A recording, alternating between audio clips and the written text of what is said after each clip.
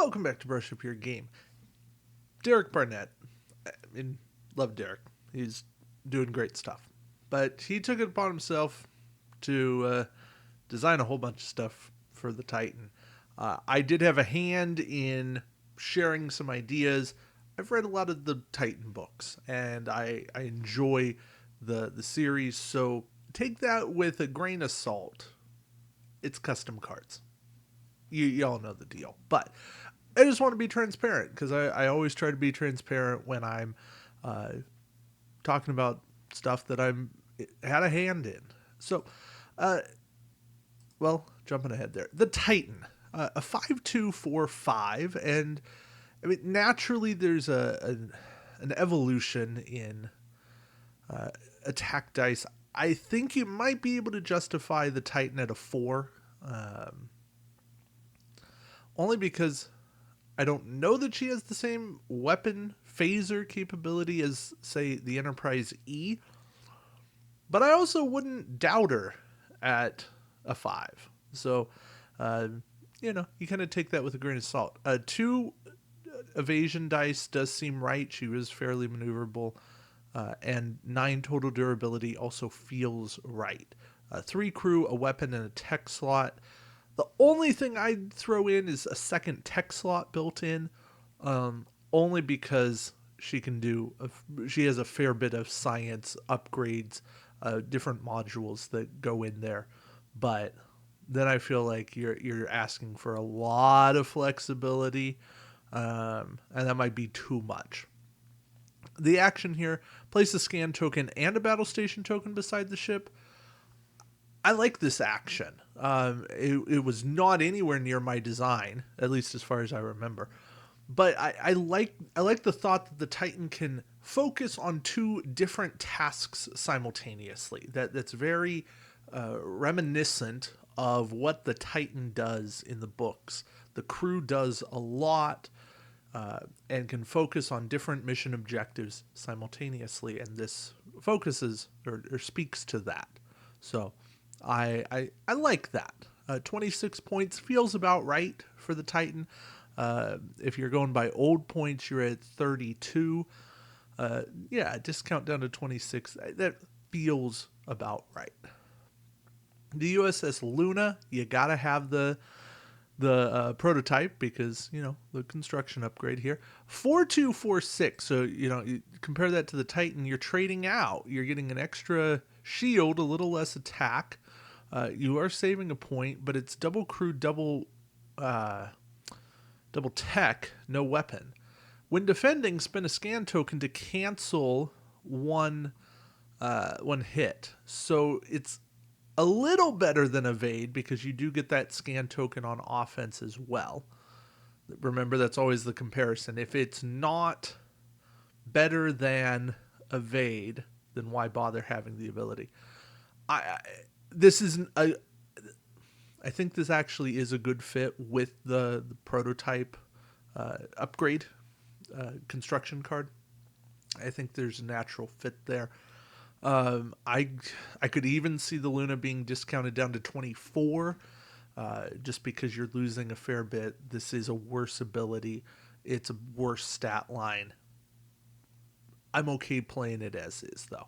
And this is a ship I might play in a prototype build. Generic goes 4-2-4-5, so the Titan getting that extra attack die is very Titan specific, which makes sense to me. Double crew and a tech only, so yeah, that. I'm not sure that that's where I'd go. I think I might. I'd like to see a weapon slot in there. I think you can make an argument that the prototype doesn't have the weapon capability, but when the Titan does have the weapon slot, I'd like to see a weapon slot on the Luna. I think double crew weapon tech would fit, and but I think I'd say drop the generic down to 22 points. That's off the cuff. I don't know for certain, but that's what I'm at least thinking. Maneuver dial is pretty nice. You get 4 banks, no 1 banks. So if you want to go slow, you're doing it just as a 1 straight. but 2 and 3 hard turns. Going only 5 straight, no 6 straight here. So that's kind of the compensation for like an intrepid, sovereign. The Luna class does move quickly. It has a very fast warp drive. In fact, it might even be faster than the Intrepid's warp drive. But it's certainly no Aventine class.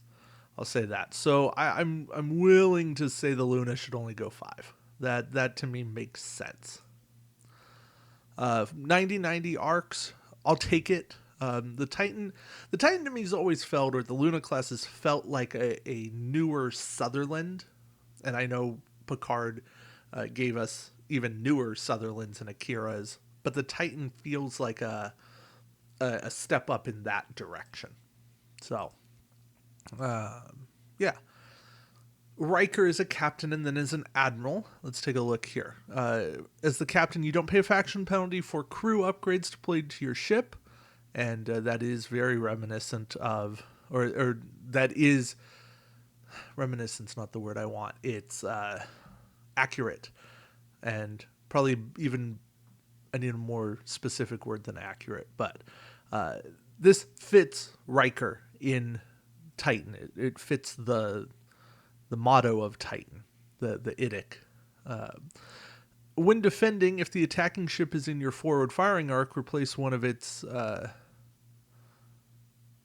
this ship's defense dice with a counterattack die. I mean, this speaks to versions of Riker that exist in Attack Wing. I would much rather play this captain version of Riker than any other Riker that exists captain-wise, aside from Thomas Riker. But I'll take this. I like this one. Admiral Riker, ships in your fleet do not pay faction penalty for crew upgrades. Ooh, that gets scary quick. I'm glad you only went with +1 captain skill. Fleet effect, when defending, if the attacking ship is in your forward firing arc, replace one of its defense dice with a counterattack die. Ooh. For the Admiral, I could honestly see making him cost 6 points. That's a lot of discounts, and just to have a static fleet effect, no even range. I think I'd want to put a range band on this. Go ahead, give it the passive. Happy with the passive. I think you got to make it a range. Maybe it's range 1 to 3. That's fine. But I don't like the idea that a ship here can affect a ship up here. You know, that's a big range gap. I think that's dangerous territory. Put a range on it. It scales it back just a bit. Leonard James Akar, and I kind of saw the end of Akar, not enough of him. But he's an admiral. Fleet action. Target an opposing ship in range and disable one upgrade on that ship, and that's range 1 to 2. Or remove up to 2 disable tokens from your upgrades. If there's a battle station token beside your ship, you get to do both. So that's your bonus actions would let you do that. I like the flexibility here. I think he's a playable admiral, and I'd go with him. Christina Vale. I like her. She's a very dynamic character. Let's go crew first. When an opposing card effect would target your ship, place 3 time tokens on this card and negate that effect. Okay. Sure, this works. Captain version of her, while there's an evade token beside your ship and upgrades cannot be targeted by opposing card effects. Interesting. I like that. I'll go with that. I like that. Fujikawa, and goodness, I don't remember this character at all. But your Federation tech and construction cards cost 1 less point. For 2 points, 5-point captain. Sure. Gives us a nice option. And you can work. You can work with that. He will definitely pay for himself. And we have Tuvok. We have Tuvok who discounts one, so he's discounting multiple. Yeah, it's kind of a natural progression. Deanna Troi as an ambassador, I like that use of her. We didn't need another crew. We need something a little different. And she definitely stepped into an ambassadorial role in the Titan while still being the counselor. But this fits a side of her in Star Trek. So negotiations accepted. Whenever your ship or the targeted ship performs a target lock or battle station action, place an aux power token beside that ship. Okay. And I like how Titan sidesteps that because you're placing the tokens. You're not actually performing the action, so that's good. If you deny the negotiations, the target ship cannot perform actions listed on its action bar. Ooh, nice. Nice. I like her. Very fun ambassador. Strength and diversity. And then I find it funny that this can only go on a Federation ship with a Federation captain. When any number of time tokens are placed on one of your crew upgrades, place one fewer for each different faction among your crew, ambassadors, captains, and admirals. Max of 3 less. So that's a viable talent. It's pricey. I guess the Federation are one of the only factions that exist doing this. This is a card I'm going to steal for the Typhon Pact because they're going to intermix, and yeah. Anyway, this works for me. I like it. Wavalash Nagat. I'm going with that. This is also a talent planning phase. Discard one card with a talent slot from your ship and place a mission token on this card. So that's typically going to be a captain or admiral. It could be a crew. There's a few of those. While there's a mission token on this card, you gain the following effect. When a captain, admiral, ambassador, or crew upgrade would be discarded from your ship, place one time token on it instead. Okay, I like the Madrid protection. That's interesting to me. I don't like the cost. And I feel like this is a card that could just be reworked. I love the idea. I love the second part of it. I hate the first part of it. It's situational and pricey. There's not tons of cards that have talent slots. I know, Derek, I know you're working on more. You and Matt have both put out a lot of these cards, so I'm thinking about them. They just don't stick in my mind. So they do exist. It's a price to pay to then protect everything else. But I get it. And you have the mission token. That's forever because there's no way to remove the mission token. That's an interesting dynamic. It could work. Tuvok, and yes, Tuvok went to the Titan, at least in book canon. Opposing ships you have target lock do not roll the additional defense dice while cloaked, and wow, that's a very strong ability in and of itself. Then, when attacking, if you have a target lock on the defending ship, roll +1 attack die.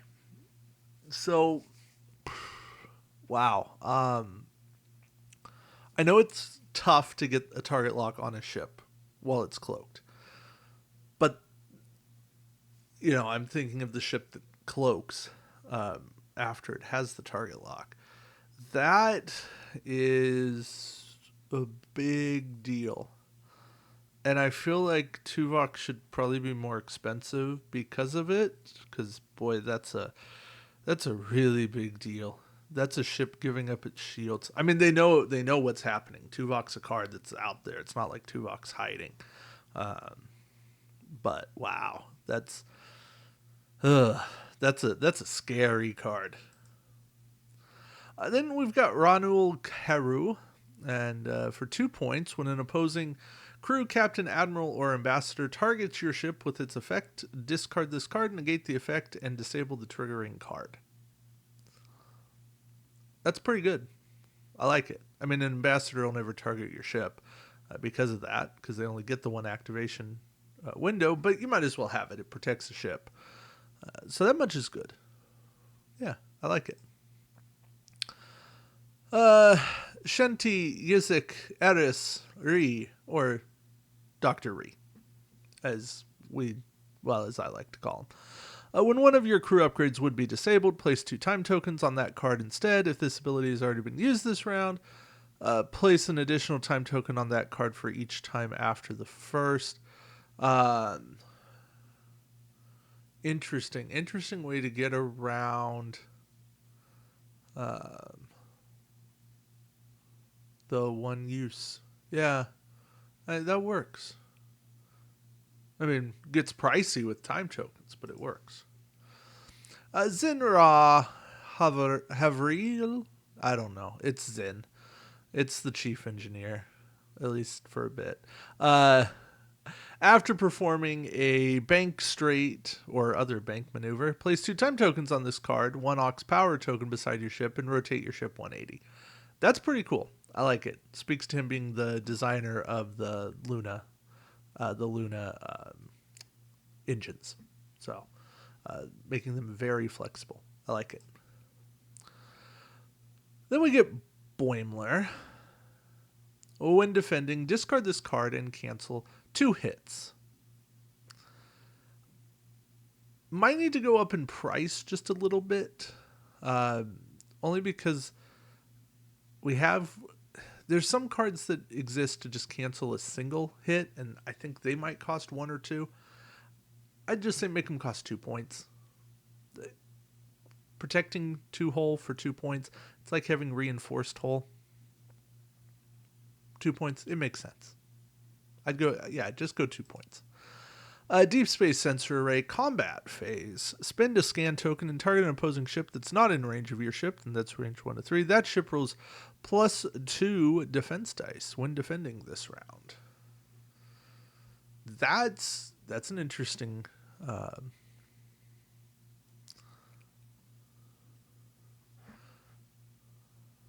Wait. Okay, now I'm confused.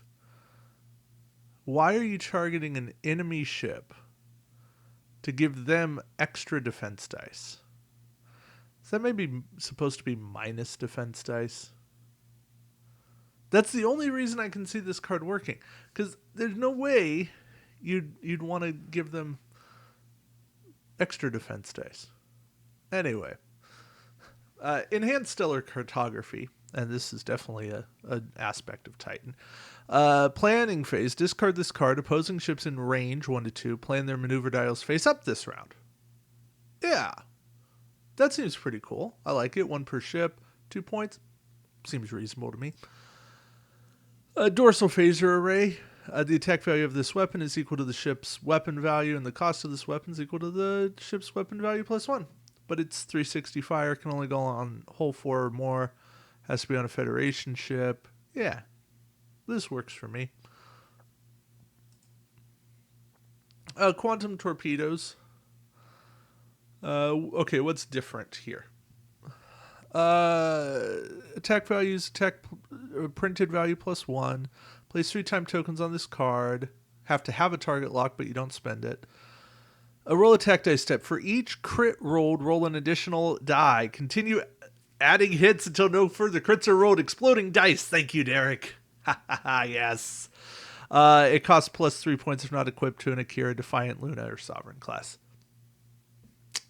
Yes. Very nice. Costs 4 points. I will pay that extra point for exploding dice. I'm a fan. Now, these are rolled crits, so they're not converted crits, but still, I will take that. All right, mission profiles. I did preview what these were, so I know this is important for me to go through. This set includes a series of cards called mission profiles. think of like the Nebula class, right? We've got the weapon pod or the sensor pod on top. So mission profiles. Mission profiles are treated as your fleet's resource and always cost always cost 5 points. The cost is to the fleet, not to any individual ship's point total. During the Gather Forces step, choose one mission profile to apply to your fleet, not just a ship, again, to your fleet. Some mission profiles add upgrade slots to a ship's upgrade bar. During the Gather Forces step, choose one ship which gains these slots. The remaining text of a mission profile card applies to all ships in your fleet as though it were text on those ships' cards. If a disable or time token is placed on a mission profile card, its effect cannot be used by any ship until that token is removed. These tokens are removed as normal, action to re-enable, or in-phase time token removal. Mission profile cards are not upgrades and cannot be targeted by card text, which is not specifically affecting or does not specify affecting mission profiles. So we can be diplomatic. Treat the cost of any ambassador deployed to your fleet as 0. So 3-point discount. Your ambassadors and admiral cards cannot be targeted by card effects while their ship's captain is enabled. That's pretty good. I like it. We can be on evacuation. Add 2 crew slots to one ship's upgrade bar. Your ships may deploy crew upgrades to tech and weapon upgrade slots. Very nice. I like it. You could also call it all hands on deck if you wanted. Just a thought. We could be on exploration mission. We get an extra tech to one ship. And then in the activation phase, if there's no opposing ships in your ship's forward firing arc and in range 1 to 2, place 1 time token on this card to perform a free scan action. Okay. Hey, I'll take a free scan. We can be tactical. We get 1 extra weapon slot to one ship's upgrade bar. When attacking, place 1 time token on this card and reroll 1 attack die. Or when defending, place 1 time token on this card and reroll 1 defense die. I'm not sure how great that is, seeing as how a single reroll rarely going to make a difference. Ooh, that gives me an idea. We can be like defensive formation, mission profile defensive formation, and that can like help with defending. Or we can be on like cloak orders. Yeah. Okay. So this would be something more for like Klingons or Romulans, but we can have cloak orders. So like evasion, mission profile. I'm trying to think of the right word. It's submarine sensor evasion. Sneak attack. Ooh, mission profile sneak attack. I like it. And so when defending, you'd get to reroll all your dice if you're cloaked for even say 2 time tokens. It could be 1 time token, whatever you feel like. I don't think it needs any extra slots, but just a thought, right? These are different mission profiles you could take. I love the concept. I love that these are resources, but they're a mission profile. They're a way to go. And this is, I think, Derek, this is a great future path for the game. You can take these mission profiles and run with them. So, yeah, absolutely great. Keep running with them. Love them. Keep doing more of this. Everybody, thanks for watching. Appreciate your time. Until next time, keep brushing up your game. Take care.